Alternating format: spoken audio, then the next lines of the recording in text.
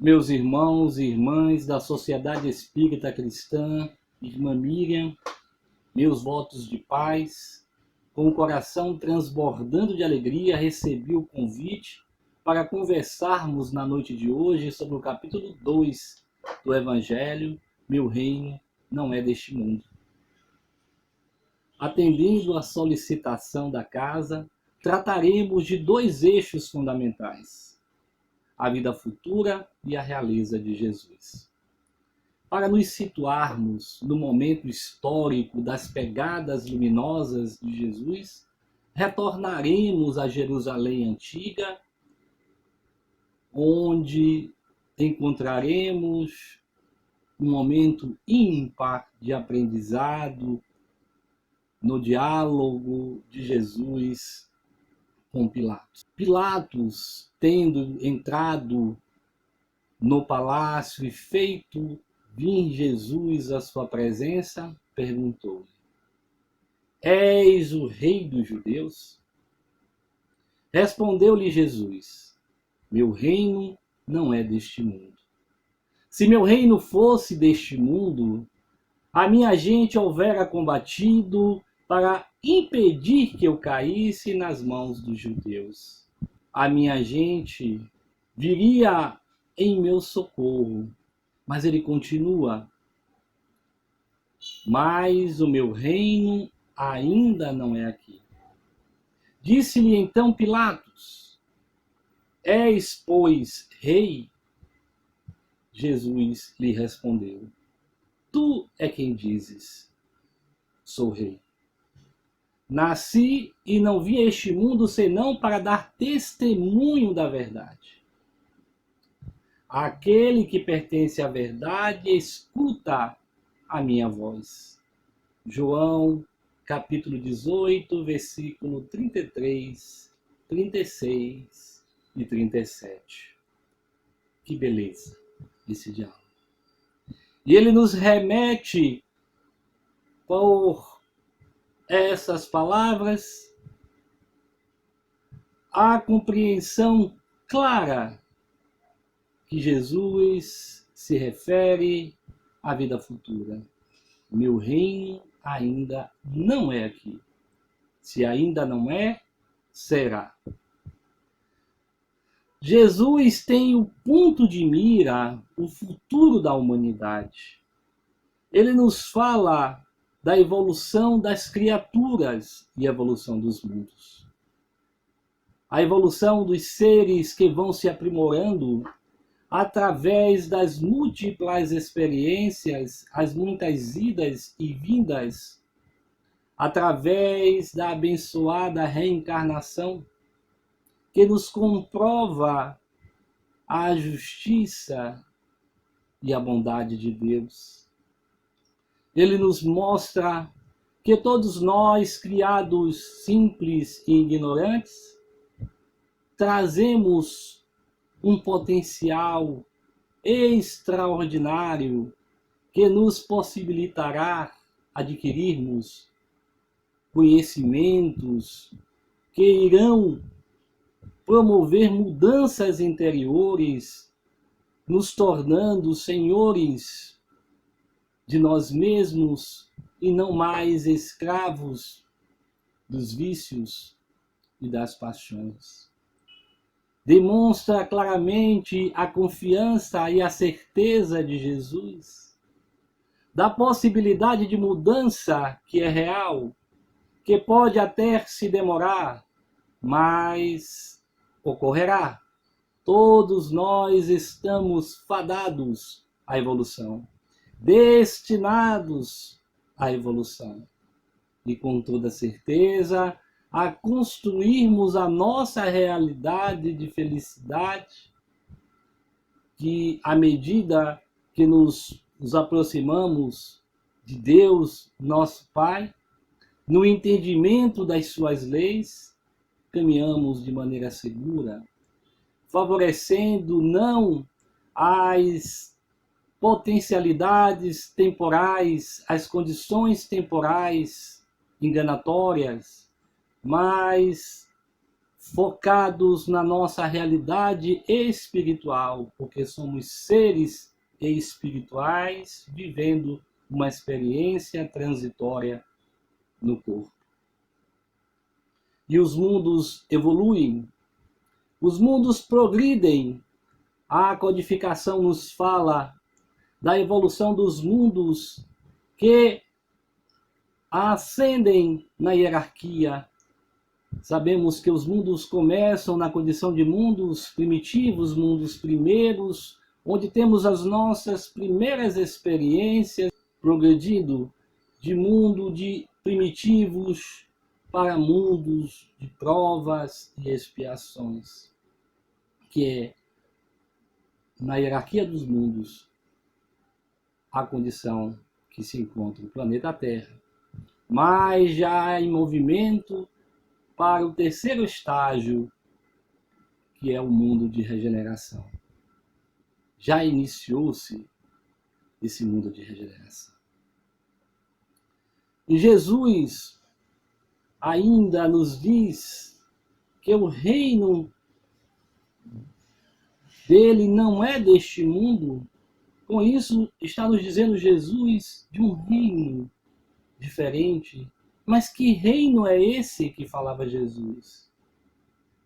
Um reino de amor e justiça, onde haverá a predominância do bem e da justiça.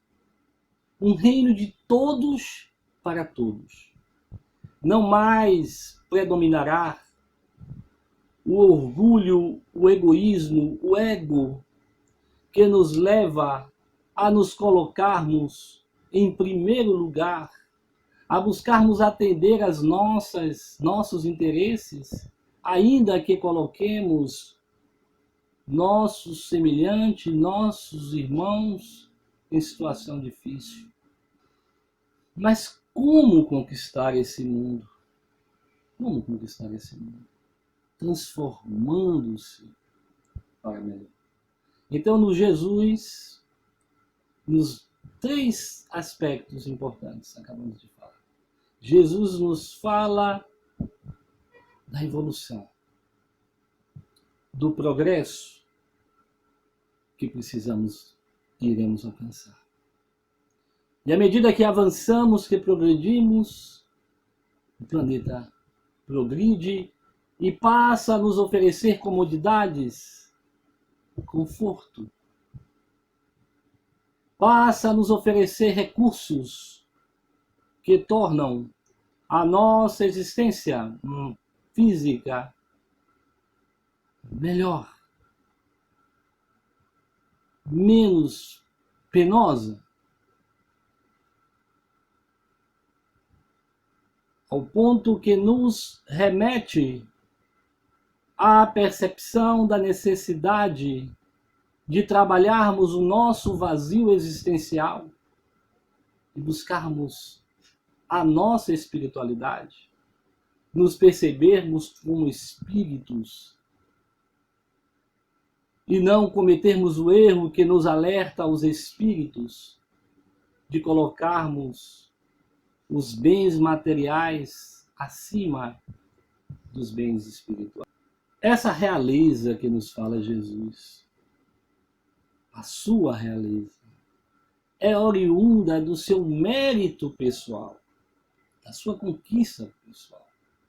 Com isso dizemos que ela se consagra pelos esforços e aproveitamentos das oportunidades evolutivas que Deus nos oferece a todos. É uma conquista pessoal que vamos galgando à medida que nos esforçamos. Não há privilégios, há merecimentos. E à medida que nos esforçamos, vamos merecendo essas oportunidades e vamos aproveitando essas oportunidades e vamos caminhando para uma condição de consciência melhor, para uma percepção mais real, mais plena do ser espiritual que somos, o nosso eu profundo. O título de rei, que até na época se entendia como sendo o poder de mando na terra, esse poder temporal que se acaba a qualquer momento, ou por uma invasão que se dava na época, era muito comum, e um novo rei assumia, ou pela morte do rei. Então, sendo uma realeza, um exercício de poder temporal. Mas Jesus nos traz uma proposta que se caracteriza pela percepção dessa realeza que nada mais é, no momento que Jesus se utiliza, na minha opinião, dessa terminologia, porque ele usava o conhecimento que se tinha na época, o entendimento que se tinha na época, e nós sabemos que uma das formas de se ensinar é se buscar fazer comparações, é comparar o que não se entende, o que não se conhece, com o que se entende, com o que se conhece. Porque a postura desse rei, desse majestoso rei, é de ser serviçal de todos. Ele chega a nos dizer: eu não vim para ser servido, mas para servir.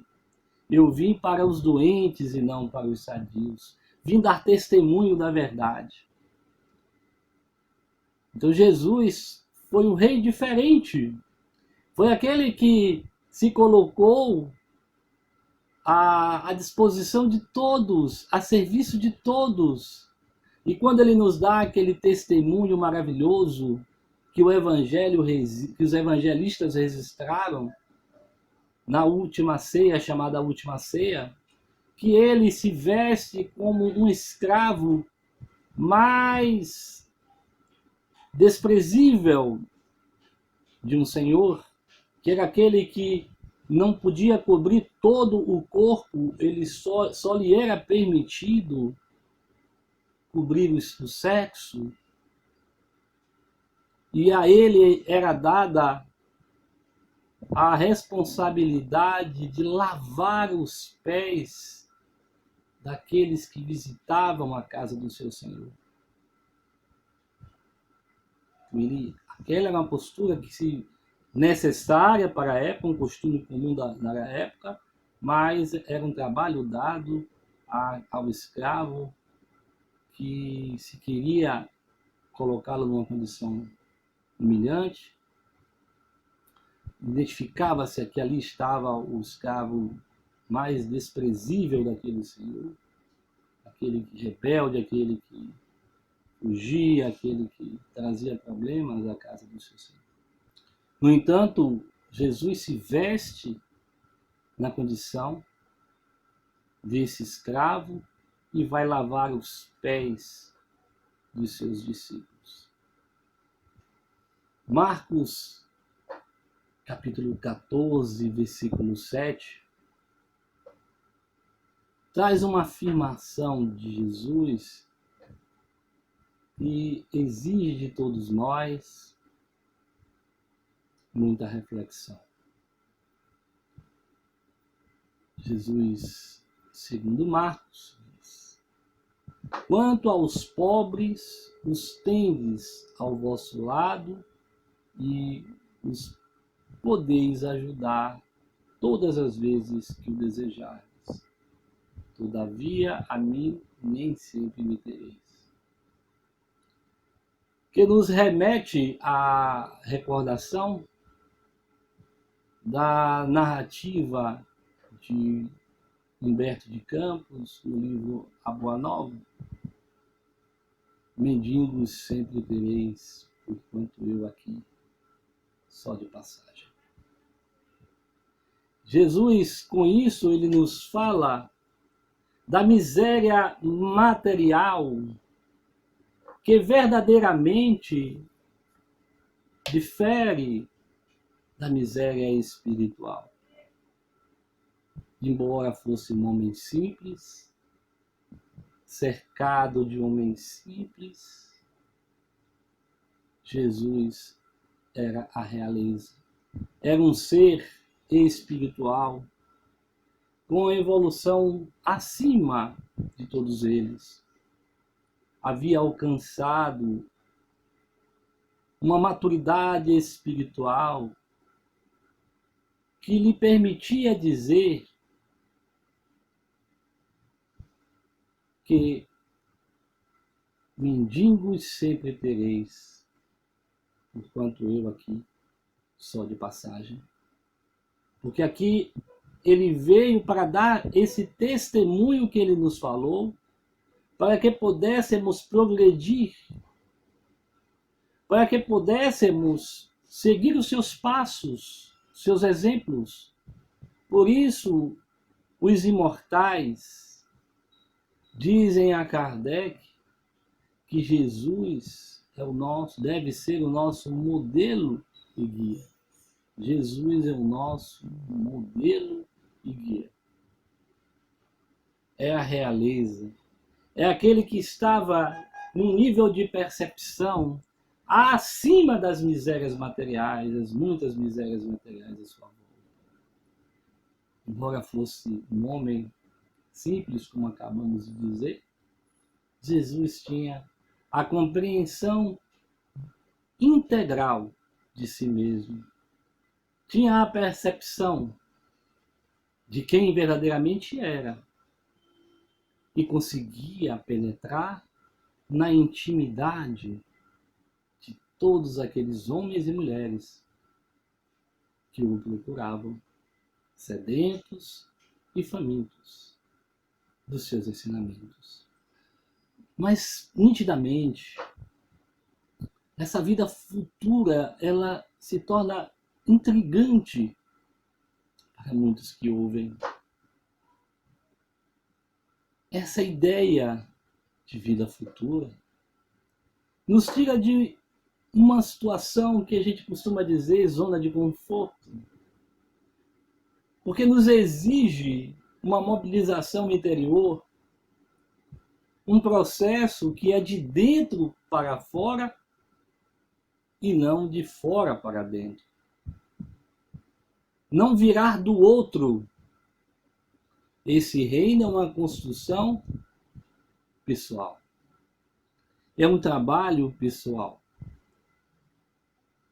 É uma realização dos esforços empregados por cada criatura na edificação desse reino pessoal, na edificação dessa realidade que irá se exteriorizar,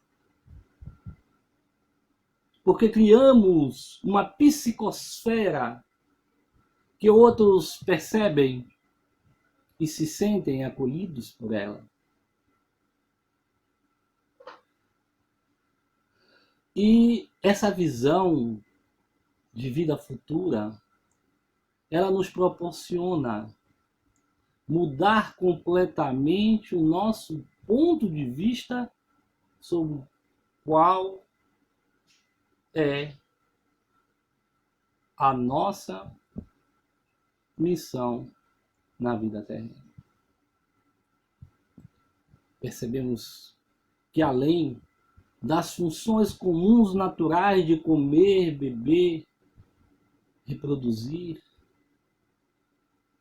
e tantas outras, existe uma proposta muito maior, que eu costumo dizer, que seja sairmos daqui um pouquinho melhores do que quando chegamos. Numa realidade melhor, numa condição melhor. Para que possamos, a cada nova experiência, agregarmos percepções e valores, alcançar no outro o desejo de fazer as suas próprias mudanças, as suas próprias mobilizações. São os nossos referenciais.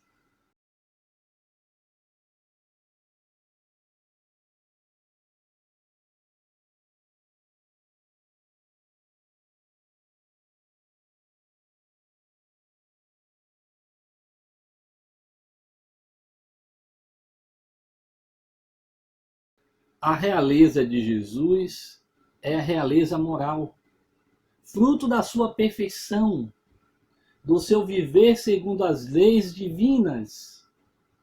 Realeza que exerce o poder para sempre, com autoridade, portanto, de orientar, esclarecer, conduzir a humanidade na conquista dos valores inseridos pelo Pai na sua obra, na sua criação, com determinismo divino de ser perfeito.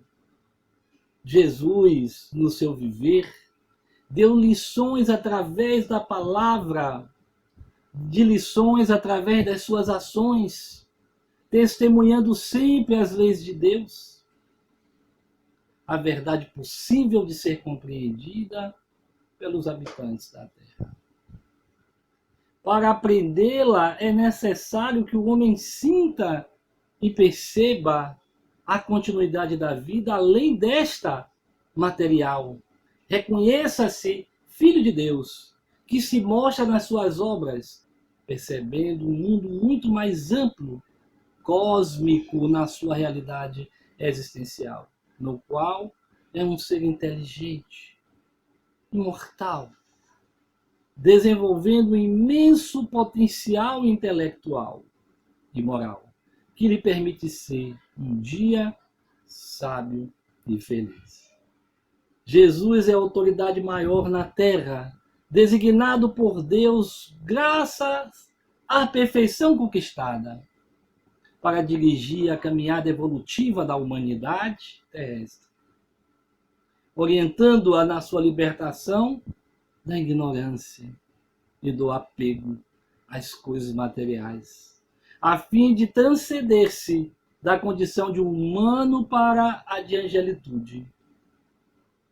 É nosso irmão mais velho, nosso guia, nosso modelo, e está tão acima de nós, que nos impossibilita qualificá-lo com qualquer título terreno.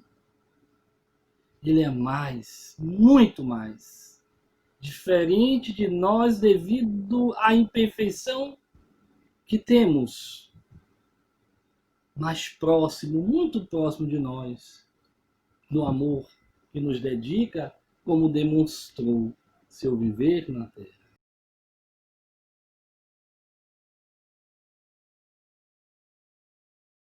A ideia clara e precisa que se faça da vida futura nos leva a pensar na vida espiritual,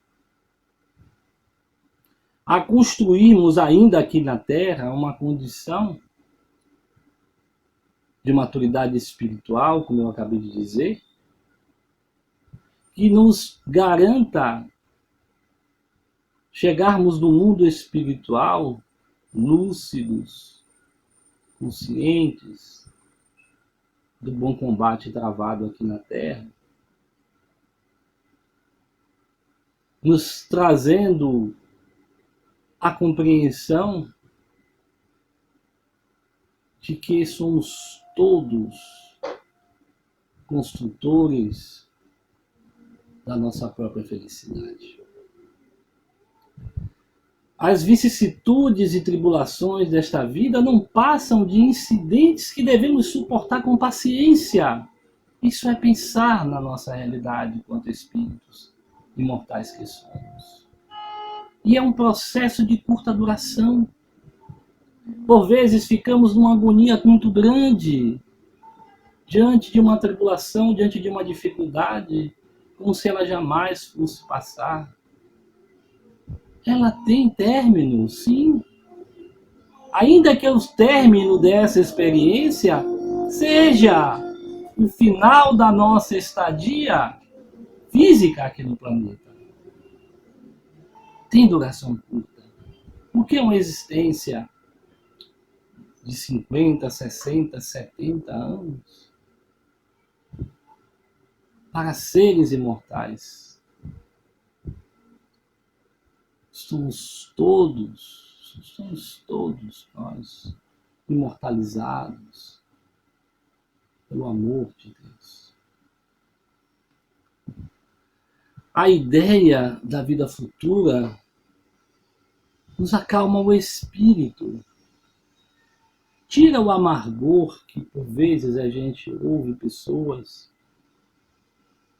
dizerem que estão tão descontentes com a vida, tão insatisfeitas com a vida, porque não conseguem enxergar além dos problemas transitórios, que por vezes criados por ele mesmo, por ela mesma,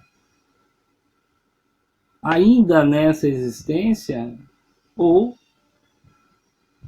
em vidas passadas. A necessidade da reparação irá trazer à nossa porta aquele irmão ou irmã que por vezes prejudicamos ou negamos o auxílio que podíamos ter dado, que dá no mesmo. Os espíritos dizem que deixar de praticar o bem quando se pode é praticar o mal. E Deus, na sua bondade, Ele irá nos trazer essas criaturas para que possamos devolver o que retiramos dela. Irá nos possibilitar organizar a estrutura psíquica dessa criatura que desequilibramos no passado. De alguma forma, oferecermos o nosso investimento pessoal, recursos materiais muitas vezes, devolvendo o que tiramos, ajustando, ajudando a ajustar-se aqueles que desajustamos. Nos traz essa certeza da vida futura, fé na bondade e na justiça de Deus, que demonstramos essa fé de forma tão tênue, que se rompe na primeira dificuldade, diante do primeiro obstáculo. Queremos que as coisas sempre atendam de maneira favorável os nossos interesses, que ainda são mesquinhos, ainda, por vezes, sustentados pelo nosso orgulho e pela nossa vaidade.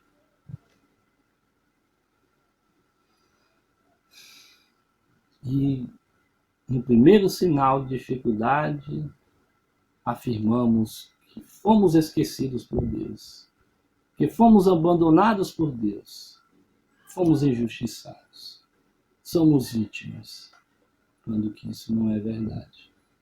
Não é verdade. Chico nos ensina que devemos sempre permanecer com Jesus.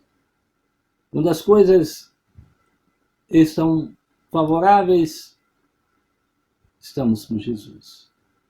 Quando não estão, continuamos com Jesus. Não mudamos conforme a situação. Quando assim acontece, demonstra a fragilidade da nossa fé, a fragilidade da nossa confiança na justiça de Deus. Verdade.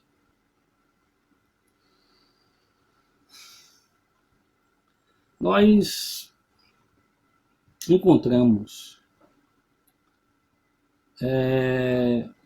no referido capítulo, no tópico Instruções dos Espíritos, que é o item 8, encontramos uma narrativa de uma rainha de França. A mensagem ela é datada de 1863. E eu queria trazê-la para a nossa reflexão. Logicamente que destacamos alguns trechos dessa mensagem e com toda certeza essa mensagem ela vai alcançar os nossos corações, nos despertando, né, para alguns pontos que ainda estão despercebidos. Ela começa a mensagem dizendo: quem melhor do que eu pode compreender a verdade destas palavras de nosso Senhor? Meu reino não é deste mundo. O orgulho me perdeu na terra. Olha, que declaração forte. Que também denota que a nossa irmã, ela iniciou um processo de autodescobrimento. Ela diz: o orgulho me perdeu na terra. Ela identifica que é uma pessoa orgulhosa. E ela, ainda nessa mensagem, ela traz um trecho que diz assim: correm os homens para alcançar os bens terrestres, como se houvessem de guardar para sempre. Aqui, porém, todas as ilusões somem. Todas as ilusões somem. Quando chegamos no mundo espiritual e identificamos os nossos muitos enganos, ficamos tristes, abatidos, numa agonia existencial muito grande, numa desarmonia interior muito grande, que nos coloca em situação vibracional muito difícil. Então ela diz: aqui todas as ilusões se somem. E ela finaliza a mensagem dizendo: compadecei-vos dos que não ganharam o reino dos céus. Ajudai-os com as vossas preces. Porquanto a prece aproxima do Altíssimo o homem. É o traço de união entre o céu e a terra. Não esqueçais. É lindo, meus irmãos e irmãs. É muito lindo o que nos fala essa rainha, né? Essa rainha temporal, né? Teve um período que ela esteve com a coroa aqui na terra, mas regressou muito pobre para o mundo espiritual. E nos convida hoje para refletirmos, para não cometermos o mesmo erro que ela cometeu. Então precisamos aprender com os erros daqueles que nos trazem as suas experiências de vidas, para construirmos uma realidade de vida diferente, para chegarmos um mundo espiritual em condição melhor? Essa é a grande proposta. Essa é a edificação interior do reino de Deus que desejamos todos. Eu agradeço por esses minutos que ficamos juntos, socializando as nossas reflexões, com toda certeza, muitas outras, desde já, são construídas em nossas cabeças, nos possibilitando, no futuro próximo, socializarmos. Que Jesus, o amigo incondicional das nossas almas, nos abençoe, nos possibilitando compreensão, trabalho, amor, para que possamos construir o reino de Deus aqui na Terra. Muita paz, meus irmãos. Muito obrigado.